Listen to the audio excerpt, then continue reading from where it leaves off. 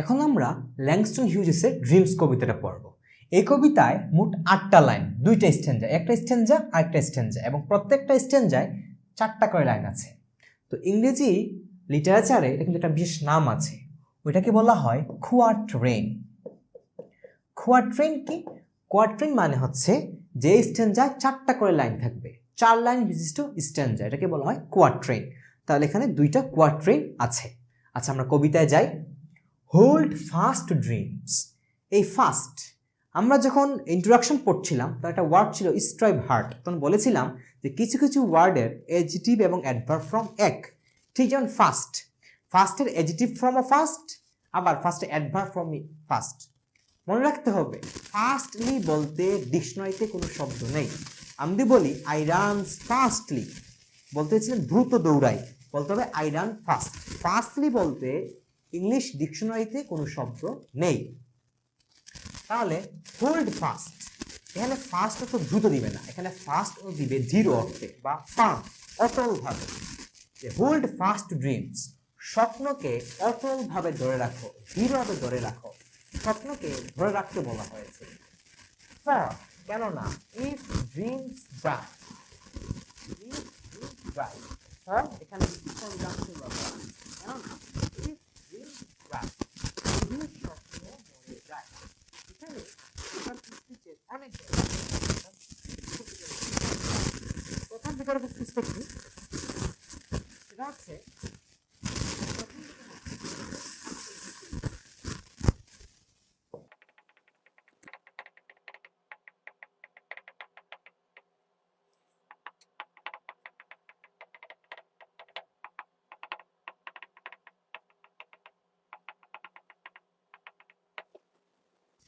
Personification মানে কি?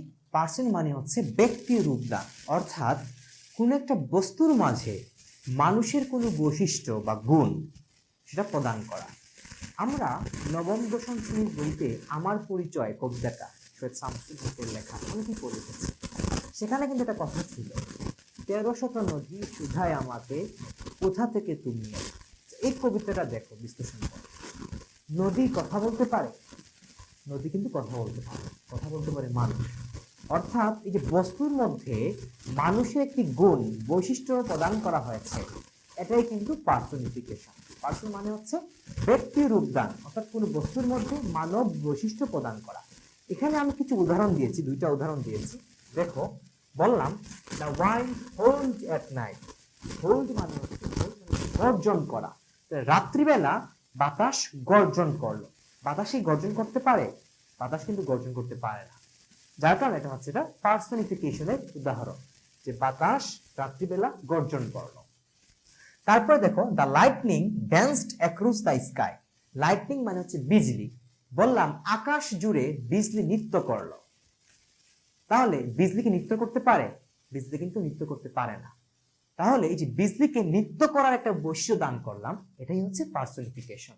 তাহলে কবিতায় কেন এটা পার্সনিফিকেশন হলো? বলা হয়েছে ইফ ড্রিমস ডাই, যদি স্বপ্ন মরে যায়। স্বপ্নের তো কোনো অস্তিত্বই নেই, সেটা মরবে কিভাবে? তাহলে মানুষের একটা বৈশিষ্ট্য স্বপ্নের মধ্যে দেওয়া হয়েছে, যার কারণে বলা হয়েছে ইফ ড্রিমস ডাই। এটা হচ্ছে একটা পার্সনিফিকেশনের উদাহরণ। এইটা আরো একটা ফিগার অফ স্পিচ হতে পারে, সেটা কি? এখানে আরেকটা ফিগার অফ স্পিচ কি? সেটা হচ্ছে এলিটারেশন। এলিটারেশনের বাংলা হচ্ছে অনুপ্রাস। অনুপ্রাস জিনিসটা কি? যে পাশাপাশি 2টা ওয়ার্ডের প্রথম অক্ষর এক হবে। সেটা কিরকম? বাংলায় আমাদের একটা লুকোছড়া আছে, কাক কালো কুকিল কারো, কালো কন্যার cash.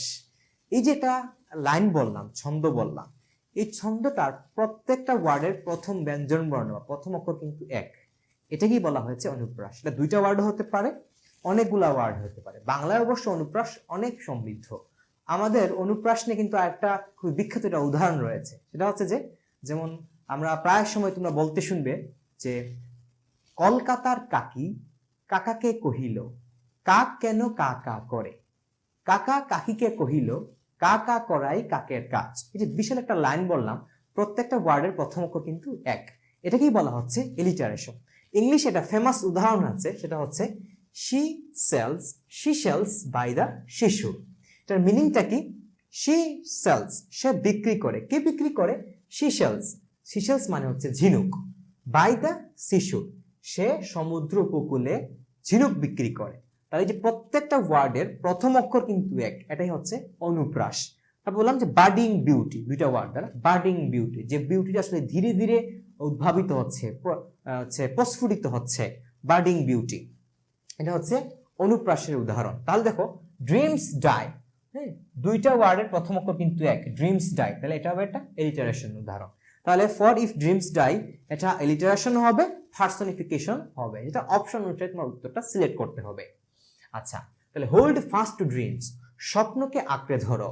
For if dreams die, কেননা যদি স্বপ্ন মরে যায়। Life is a broken winged bird, জীবন হয় ডানাভাঙ্গা পাখির মতো। আমরা একটু আগে মেটাফোর নিয়ে পড়ে এসেছি। তাহলে দেখো life is a broken wing bird, এটা কিন্তু একটা মেটাফোর, কারণ জীবনটাকে ডানাভাঙ্গা পাখির মতো তুলনা করা হয়েছে। লাইক এবং এজ নেই, তাহলে অবশ্যই এটা মেটাফোর। কেন বলা হয়েছে?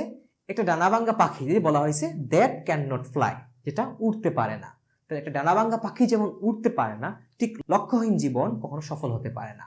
তাহলে life is a broken winged bird, জীবন হচ্ছে ডানাভাঙ্গা পাখির মতো। দ্যাট ক্যান নট ফ্লাই, এই দ্যাটটা কিন্তু একটা প্রনাউন, যেটা বার্ডটাকে ইন্ডিকেট করছে, যেটা উঠতে পারে না। তাহলে আসো পরবর্তী স্টেঞ্জায়, হোল্ড ফাস্ট ড্রিমস, এক কথায় স্বপ্নকে আঁকড়ে ধরো। ফর, কেননা হোয়েন ড্রিমস গো, যখন স্বপ্ন চলে যায়। তাহলে এটাও কিন্তু একটা পার্সনিফিকেশনের উদাহরণ, কারণ স্বপ্ন যে যায় কিভাবে, যার অস্তিত্বই নেই। তাহলে এটা কিন্তু একটা পার্সনিফিকেশনের উদাহরণ। For when dreams go, life is a barren field, এটাও কিন্তু একটা মেটাফোরের উদাহরণ। কি বলা হয়েছে? জীবনকে অনুর্বর ভূমির সাথে তুলনা করা হয়েছে। জীবন হচ্ছে অনুর্বর ভূমি। অনুর্বর ভূমি, ঊষর ভূমি মানে কি হয়? সেখানে যেমন কোনো ফসল উৎপাদিত হয় না, ঠিক স্বপ্নবিহীন জমিনে কোনো কিছু ফল আসে না, মানে হচ্ছে কোনো সফলতা আসে না। আচ্ছা, তাহলে life is a barren field frozen with snow. Frozen হচ্ছে ফ্রিজ, ফ্রিজের পাস্ট ফর্ম, ফ্রিজ, ফ্রুজ, ফ্রোজেন। তাহলে ফ্রোজেন উইথ স্নো, স্নো মানে হচ্ছে তুষার, বরফ। এটা নাউন হতে পারে, ভার্ব হতে পারে, কিন্তু এখানে অবশ্যই কি হয়েছে? নাউন হয়েছে, কারণ প্রেপোজিশনের পরে আসছে। তাহলে স্নো দ্বারা কি হয়েছে? তুষার দ্বারা হিমায়িত, জমাটবদ্ধ। তো তোমরা বলতে পারো যে অনুর্বর ভূমি, সেটা কেন বরফ দ্বারা জমাটবদ্ধ, হিমায়িত? কারণ আমরা জানি যে ল্যাংস্টন হিউজেস উনি কিন্তু আমেরিকান কবি। তো ওই আমেরিকান বা আমেরিকা কিন্তু বেশিরভাগ জমিতে বা অনেক তুষারপাত হয়, অনেক তুষারপাত হয়, যার কারণে ওদের যে ভূমি আছে, জমি আছে, এখানে ফসল উৎপাদিত হয় না। আমাদের দেশে অবশ্য তুষারপাতের কারণে হয় না, অনেক সময় খরার কারণে হয় না, হ্যাঁ, বৃষ্টিপাতের অভাবে হয় না। ঠিক ওইখানে ওই দেশের কালচারালে, ওই দেশের এনভায়রনমেন্ট হচ্ছে তুষারের কারণে অনেক সময় জমিটা জমাটবদ্ধ হয়, ফ্রোজেন হয়ে যায়, যখন কোনো শস্য উৎপাদিত হয় না। যার কারণে কবি এটা উদাহরণ এরকম দিয়েছেন যে life is a barren field, জীবন হচ্ছে একটা অনুর্বর ভূমি, ফ্রোজেন উইথ স্নো, বরফ দ্বারা হিমায়িত, জমাটবদ্ধ। তাহলে আমরা কবিতাটা পড়ে ফেললাম। এখন হচ্ছে আমরা অনুশীলনীতে যাব। Answer the following questions. What type of dreams is Lawrence differ to in his poem? তার কবিতায় লরেন্স কয় ধরনের স্বপ্নের প্রতি রেফার করছেন? রেফারের পরে এটা টু, এটা হচ্ছে অ্যাপ্রোপ্রিয়েট প্রিপোজিশন, সবসময় টু বসে। তাহলে আমরা দেখেছি লরেন্স দুই ধরনের স্বপ্নের কথা বলেছেন, একটা হচ্ছে রিয়েল ড্রিম, একটা হচ্ছে আনরিয়েল ড্রিম। কিছু স্বপ্ন আমরা সাবকনসিয়াসলি, যে ঘুমের মধ্যে অবচেতন মনে দেখি, এগুলো আসলে অবাস্তব স্বপ্ন, মিথ্যা স্বপ্ন। আর কিছু স্বপ্ন হচ্ছে রিয়েল ড্রিম, যে কনসাসলি, সচেতনার সাথে আমরা দিনের বেলা দেখি, মানে হচ্ছে সবকিছু বিচার বিশ্লেষণ করে দেখি। দুই ধরনের স্বপ্ন পেয়েছি, তিনি উল্লেখ করেছেন। তারপরে B number, why does he consider them dangerous? কেন কবি লরেন্স স্বপ্নিকদেরকে ডেঞ্জারাস বলেছেন? এটা আমরা বলে এসেছি, কারণ তারা যে কোনো মূল্যে তাদের স্বপ্ন বাস্তবায়ন করতে চায়। What is the meaning of dreaming with open আইস? খোলা চোখে স্বপ্ন দেখা, এটা আমরা বলে এসেছি। খোলা চোখে স্বপ্ন দেখা হচ্ছে সবকিছু বিচার বিশ্লেষণ করে, দেখে বুঝে শুনে স্বপ্ন দেখা। তারপরে what is Hughes telling his readers to do? কবি হিউজ তার পাঠকদের কি করতে বলেছেন? তার পাঠকদের স্বপ্নকে আঁকড়ে ধরতে বলেছেন। আচ্ছা, তারপরে why according to Hughes are dreams so important in our lifes? আমাদের জীবনে হিউজেসের মতে স্বপ্ন কেন গুরুত্বপূর্ণ? কারণ স্বপ্ন ছাড়া কিন্তু জীবনটা মিনিংলেস, নিষ্ফল, নির্থক হয়ে যায়। আমরা পড়েছি যে স্বপ্নবিহীন জীবন বা লক্ষ্যবিহীন জীবন, হ্যাঁ, পালধীন নৌকার মতো। তাহলে পালহীন নৌকা যেমন তার সঠিক গন্তব্যে পৌঁছাতে পারে না, ঠিক মানুষের মধ্যে স্বপ্ন না থাকে কোনো কিছু অর্জন করার, তার জীবনটা সঠিক গন্তব্যে পৌঁছায় না। What type of dreams the two poet highlights, কোন ধরনের স্বপ্নের কথা উভয় কবিরা কি করেছেন, আলোকপাত করেছেন। আমরা বলতে পারি রিয়েল ড্রিমের কথা, বাস্তব স্বপ্ন, উভয় কবিকে আসল স্বপ্ন, যে স্বপ্ন দেখার জন্য আমরা ফার্স্ট দৃঢ়ভাবে স্বপ্নকে আঁকড়ে ধরবো বাস্তবায়ন করার জন্য। তারপরে what are the meaning of the following words and phrases এর অর্থ কি, ব্রুকেন উইং বার্ড, ডানাভাঙ্গা পাখি, যে a bird whose wing has been broken, এখানে কি বোঝাচ্ছে যে ইউজলেসনেস অফ লাইফ, জীবনের নিরর্থকতা, যে এই কিছুই করার সক্ষমতা নাই, এটা ডানাভাঙ্গা পাখি মানে হচ্ছে ইনকেপাবল টু ডু এনিথিং, কোনো কিছু করার সক্ষমতা নাই। ব্যারেন ফিল্ড মানে হচ্ছে অনুর্বর ভূমি, ইনফার্টাইল, এরিড। ফ্রোজেন মানে হচ্ছে হিমায়িত, কাভার্ড উইথ আইস বা concealed. Recess of the mind, যে secret place of mind, hidden place of mind, innermost place of mind. Dusty, grimy, dirty. তারপরে মেক সামথিং কাম ট্রু, কোনো কিছুকে বাস্তবায়ন করে তোলা, ইম্বডি, মেট্রালাইজ। তারপর হচ্ছে ভ্যানিটি, ভ্যানিটি বললাম নাউন মানে হচ্ছে ইউজলেসনেস, নাথিংনেস, মিনিংলেসনেস। তারপরে what persuasive speech are the following words, কোনগুলো পার্সুয়েটিভ স্পিচ, ফার্স্ট ওয়ার্ডটা অবশ্যই এখানে কি বলেছিলাম, অ্যাডভার্ব বলেছিলাম, কারণ ভার্বকে মডিফাই করছে। উইংড অ্যাডজেক্টিভ হচ্ছে উইং এর অ্যাডজেক্টিভ উইংড। স্নো হচ্ছে এখানে নাউন, আর স্নো এর মূল অ্যাডজেক্টিভ সেটা হচ্ছে স্নোউই, তুষারময়, স্নোউই, ড্রিমি, স্নোউই। ইকুয়ালি অ্যাডভার্ব বলেছি, ভ্যানিটি নাউন, ট্রু হচ্ছে অ্যাডজেক্টিভ, ট্রু কিন্তু অ্যাডজেক্টিভ, এটা অনেকে ভুল করে, ট্রু হচ্ছে অ্যাডজেক্টিভ আর এর নাউন হচ্ছে ট্রুথ।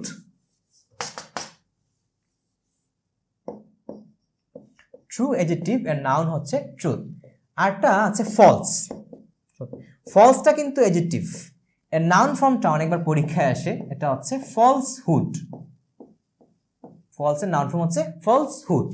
আচ্ছা, তারপরে write a summary of both the poems in 150 words each, 150 ওয়ার্ডে প্রত্যেকটা কবিতার সামারি লেখো। Both the poems in 115 words, সামারিটা তোমরা লিখে নিবে বিভিন্ন বই দেখে। আরেকটা বিষয় হচ্ছে আমাদের এই কবিতাটা অনেক লং হয়, আমি প্রত্যেকটা ওয়ার্ড বিশ্লেষণ করে পড়ি, যদি তোমরা ইউনিভার্সিটির ক্ষেত্রে সহায়ক হয়, একাডেমি উভয় ক্ষেত্রে সহায়ক হয়। একটা পার্টকে তুমি বিশ্লেষণ করে পড়লো, তুমি যে জ্ঞানটা অর্জন করবা এটা একটা প্র্যাকটিক্যাল, তুমি এটা অনুশীলন করতে পারবা। যার কারণে আমাদের এই ভিডিওগুলো টাইম স্পেন্ড দেওয়া থাকবে, প্রত্যেকটা অনুশীলনীর জন্য, কবিতার জন্য টাইম স্পেন্ড দেওয়া থাকবে, তোমরা সেই টাইম স্পেন্ড অনুসারে দেখে নিবে। তাহলে শুভকামনা তোমাদের জন্য, পরবর্তী দেখা হবে আরো একটি নতুন ভিডিও নিয়ে। আসসালামু আলাইকুম।